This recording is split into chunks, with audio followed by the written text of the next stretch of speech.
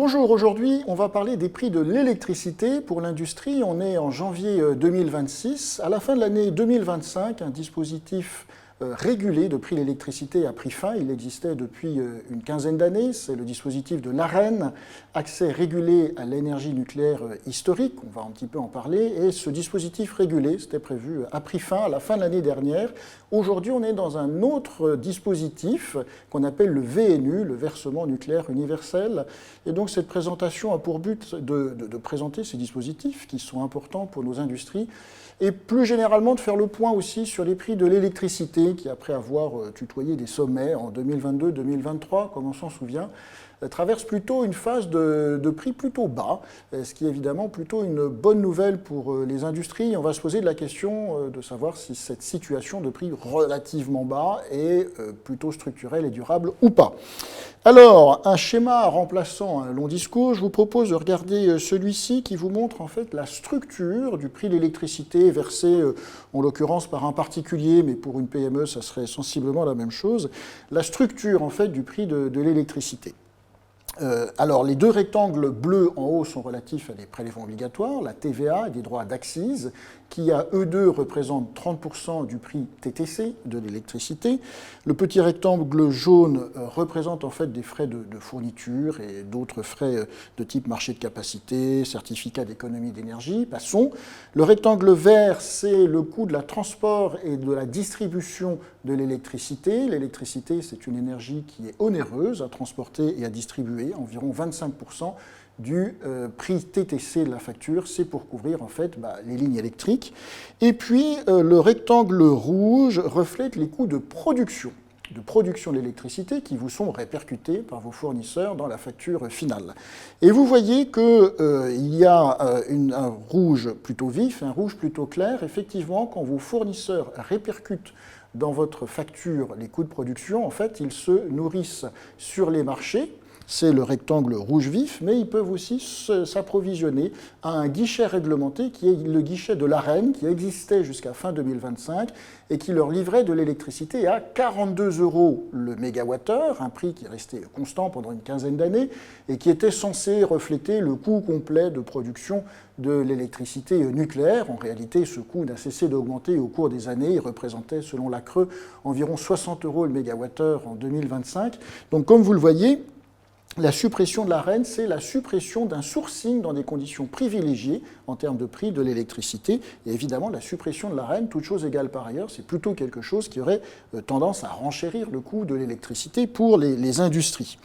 Alors, ce dispositif de l'AREN, il avait été mis en place au tournant des années 2010 pour remplacer un autre dispositif favorable aux industries qui s'appelait le TARTAM et qui consiste effectivement à vendre environ 25% de l'électricité d'origine nucléaire d'EDF à des prix préférentiel, donc 42 € le mégawattheure. Et ce dispositif, c'était prévu, on s'était mis d'accord avec la Commission européenne il y a 15 ans, a pris fin au 31 décembre 2025. Donc aujourd'hui, en fait, EDF est libre de vendre la totalité de son électricité nucléaire à des conditions de marché. Il n'y a plus d'AREN, elle va vendre aux conditions de marché qui souvent sont supérieures au coût de l'AREN, pas toujours, mais souvent c'est le cas.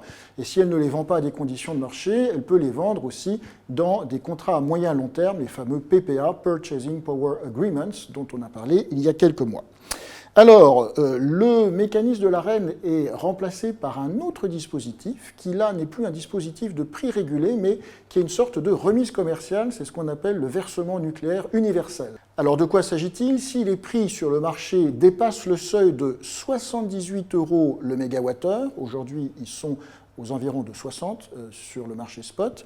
Si les prix de l'électricité dépassent 78 € le mégawattheure sur les marchés, eh bien 50% des revenus excédentaires touchés par EDF sur ce surcroît de prix seront redistribués aux consommateurs. Et si les prix dépassent 110 € le mégawattheure, lors de la crise de 2022-2023, on a pu taper à des niveaux de 200-300 € le mégawattheure. Donc le dispositif prévoit que si les prix dépassent 110 € le mégawattheure, à ce moment-là, 90% des revenus excédentaires seront redistribués aux consommateurs. Alors redistribués comment? Par une simple ligne, en fait, une ristourne sur la facture. qui sera exactement la même pour les gros consommateurs, les particuliers ou les petits consommateurs de type PME ou ETI. Ça sera en fait une ristourne qui sera exprimée en euros par mégawattheure, et que vous soyez un gros ou un petit consommateur, en euros par mégawattheure, la diminution, ce versement nucléaire universel, sera le même pour tout le monde, d'où son nom. Alors, peut-être quelques commentaires sur ce dispositif. Évidemment, il y a eu un arbitrage du côté de l'État entre les intérêts d'EDF, qui a plutôt envie de vendre à des prix plus élevés pour financer ses investissements dans la nouvelle génération de réacteurs EPR, et puis les intérêts des consommateurs, pouvoir d'achat pour les ménages, compétitivité pour les industries. On peut considérer que le seuil de 78 € le mégawattheure, il est quand même plutôt élevé. En tout cas, c'est un dispositif qui est juridiquement relativement habile parce qu'il sera moins facilement attaquable par la Commission européenne qui a mis en place, lors de la réforme du marché de l'électricité en Europe en 2022-2023, de nouveaux outils qu'on appelle les contrats pour différence, les CFD, et qui sont effectivement soumis au contrôle des aides d'État par la Commission européenne. La France a beaucoup poussé au CFD, mais le dispositif qu'elle a mis en place pour EDF n'est pas un CFD, c'est une ristourne commerciale, et c'est sûr que c'est moins facile à attaquer juridiquement pour la Commission européenne. Il peut y avoir des mécanismes un peu compliqués administrativement à gérer dans la gestion du VNU, je vous en ferai grâce. Et donc la question qui reste, c'est est-ce que ça va coûter plus cher à l'industrie ? Et si oui, de combien ? Alors je vous propose de regarder ce nouveau graphique. Ce graphique vous montre en fait les prix de l'électricité sur les marchés futurs, parce qu'effectivement, en tant qu'industriel, vous vous approvisionnez plutôt dans des conditions à 1 an, à 2 ans ou à 3 ans. Ce sont des prix qui sont différents du prix de l'électricité au marché comptant. Et par exemple, la première colonne rouge à gauche vous montre en fait le prix auquel vous achèteriez un contrat futur d'électricité pour l'ensemble de l'année 2027 au 2 janvier 2025, donc il y a 1 an. Un contrat futur 2027, ça veut dire c'est le droit d'acheter 1 mégawattheure par heure chaque heure de l'année pendant les 365 jours de l'année. Et vous voyez que ces prix futurs, auxquels implicitement vous vous approvisionnez sur les marchés par l'intermédiaire de vos fournisseurs, ont beaucoup baissé au cours de l'année 2025 de l'ordre de 40%, puisque entre la colonne rouge qui vous montre le prix d'achat d'un bandeau en 2027 et la colonne bleue qui vous montre le même prix d'achat, mais il y a quelques jours, le 8 janvier 2026, eh bien vous voyez qu'il y a une baisse de 40%. Donc les prix à terme de l'électricité baissent. Cette modération des prix futurs de l'électricité est assez caractéristique de la France au sein de l'Europe. Je vous invite à regarder ce nouveau graphique qui vous montre, selon différents pays européens, en fait, le niveau des prix futurs à 1 an de l'électricité. Et vous voyez que vous avez des prix qui sont plutôt élevés, c'est le cas de l'Italie, en jaune, en haut de ce graphique. On aurait pu rajouter aussi la Pologne. La plupart des pays, c'est un peu le peloton, s'enroulent autour du prix allemand, à plus ou moins 10 € le mégawattheure. Et puis vous voyez que tout en bas du graphique, il y a 2 pays qui ont des prix d'électricité qui sont très bas, qui sont inférieurs à ceux de l'Allemagne de l'ordre de 20 à 30 € le mégawattheure. C'est une situation très nouvelle. Ces 2 pays, c'est l'Espagne et plus encore la France. Alors, d'où peut venir cette situation-là ? Est-ce qu'elle est durable ? Aujourd'hui, les prix de l'électricité sont relativement bas. Dans le passé, on a eu des prix aussi assez bas, je pense en 2019, mais là, c'est sûr que c'est une tendance baissière.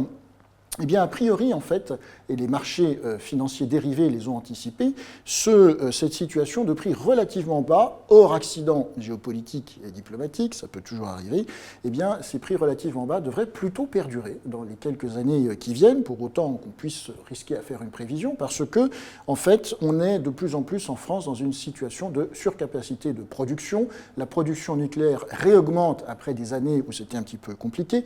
La production solaire décolle, et la production solaire photovoltaïque a augmenté de 24% en 2025, on est à 6,3 TWh, et puis la demande n'est pas très dynamique, et dans les années qui viennent, vous avez 13 gigawatts, donc de l'ordre de 20% de la demande, de projets de photovoltaïque, d'éolien qui sont signés, qui ont eu leur FDI, leur décision finale d'investissement, et qui ont reçu toutes les autorisations, 13 gigawatts qui vont arriver sur le marché, donc l'offre est importante, la demande n'est pas très dynamique, tout cela, évidemment, pèse sur les prix de l'électricité, et a priori en France pour pas mal de temps. Donc en conclusion, on peut répondre désormais à la question de savoir si la fin de l'ARENH va relever les prix de l'industrie. La réponse est oui, mais de très très peu, parce que, vous voyez, avant on se fournissait à 42 € le mégawattheure, et si vous avez bien regardé ma colonne bleue de tout à l'heure, les prix à 1 an, ils sont à 48 € le mégawattheure. Et donc si on veut calculer le surcoût sur la facture, il faudrait faire à peu près de 40 à 42 à 48, ça fait 6 € le mégawattheure.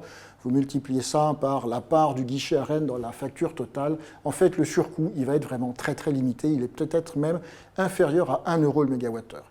Donc, pour une fois, on a de bonnes nouvelles à apporter sur ce front-là. Il faut être prudent, évidemment, puisque les prix de l'électricité sont parmi les plus volatiles d'une économie. La volatilité, ça joue à la hausse, ça joue à la baisse. Pour le moment, ça joue plutôt à la baisse. Il faut retenir aussi que ce dispositif ne protège pas EDF contre des prix d'électricité trop bas, ce qui est un risque dans les années qui viennent. Et donc, si ce risque se matérialise, sans doute EDF reviendra-t-elle vis-à-vis du gouvernement pour demander un mécanisme protecteur. Mais en tout cas, ce qui est sûr, c'est que pour le moment, pour les industries, le prix moyen facturé au mégawattheure, il devrait plutôt baisser, il devrait rester pas trop élevé, sauf accident géopolitique à venir, qui est toujours évidemment difficile à prévoir.